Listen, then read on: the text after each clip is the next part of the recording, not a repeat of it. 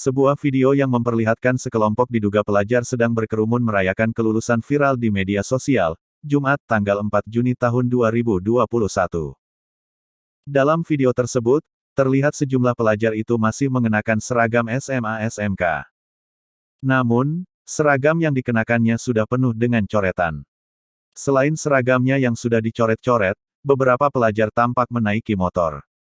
Ia terlihat memain-mainkan gas di motornya. Alhasil, suara mesin motor terdengar kencang meraung-raung. Kemudian, asap putih juga mengepul dari knalpot motor tersebut. Anehnya, para pelajar itu sama sekali tak terganggu dengan suara raungan mesin motor itu. Mereka justru tersenyum dan dengan santainya berjalan-jalan di sekitar motor tersebut. Belum diketahui secara pasti di mana dan kapan peristiwa dalam video itu.